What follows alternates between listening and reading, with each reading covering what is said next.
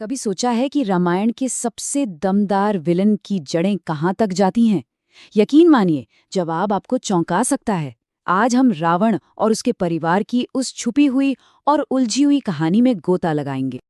तो चलिए शुरुआत करते हैं रामायण के कुछ ऐसे जाने माने चेहरों से जिनकी कहानियां हमेशा हमेशा के लिए एक दूसरे से जुड़ गई। सबसे पहले लंका का शक्तिशाली राजा रावण, जो अपनी जबरदस्त ताकत और अहंकार के लिए जाना जाता था।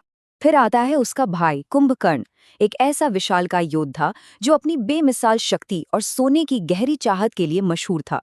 और हाँ, शूर्पणखा को कैसे भूल सकते हैं, वो बहन जिसके एक कदम ने एक बहुत बड़े युद्ध की चिंगारी लगा दी।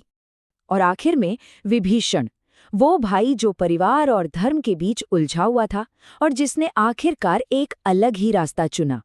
तो सवाल ये उठता है कि इतनी ताकतवर और पेचीदा किरदारों वाला ये वंश आखिर शुरू कहाँ से हुआ?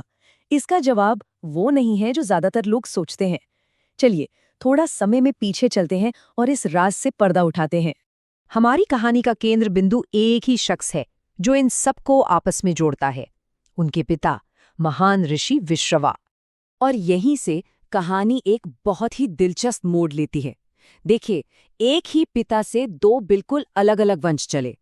एक तरफ थे धन के देवता कुबेर और दूसरी तरफ रावण और उसके भाई बहन, जो आगे चलकर राक्षसों की दुनिया पर राज करने वाले थे।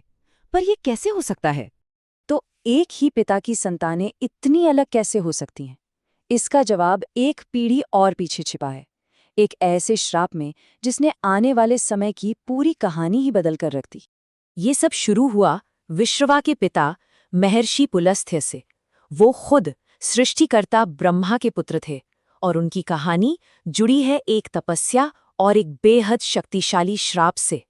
जरा सोचिए, मेरु पर्वत पर एक शांत सी गुफा है जहां महान ऋषि पुलस्त्य एक ऐसी गहरी तपस्या में लीन है जिससे दुनिया बदल सकती है।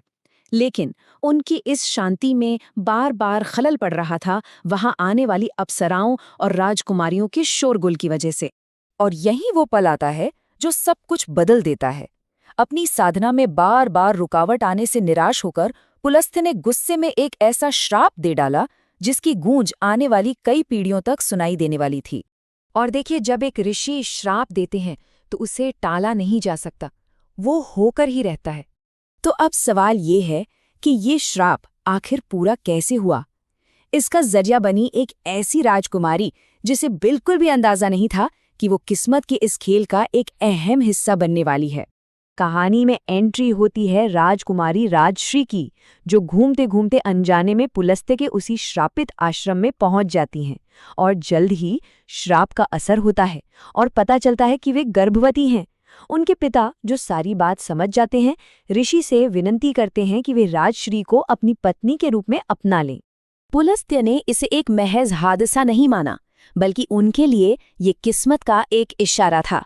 उन्होंने राजश्री को अपनी पत्नी के रूप में स्वीकार कर लिया और इस तरह एक नए अध्याय की शुरुआत हुई। और उनके पुत्र का नाम रखा गया विश्रवा, एक ऐसा बालक जिसकी बुद्धि और ज्ञान उम्र से कहीं ज्यादा था। यही विश्रवा आगे चलकर इस पूरी कहानी की सबसे अहम कड़ी बनने वाला था। तो अब जब कहानी के सारे हिस्से हमारे सामने हैं, तो चलिए इन सबको एक साथ जोड़ते हैं और इस अविश्वसनीय रूप से पेचीदा और दिलचस्प फैमिली ट्री पर एक नज़र डालते हैं। ये देखिए, शुरुआत होती है ब्रह्मा से, फिर आते हैं महर्षि पुलस्त्य और उनका श्राप, जिसके बाद कहानी ऋषि विश्रवा तक पहुंचती है और उनसे निकलते हैं दो बिल्कुल अलग रास्ते, एक कुबेर का और दूसरा रावण का। ये एक ऐसी वंशावली है जहां से देवता और राक्षस दोनों का जन्म हुआ।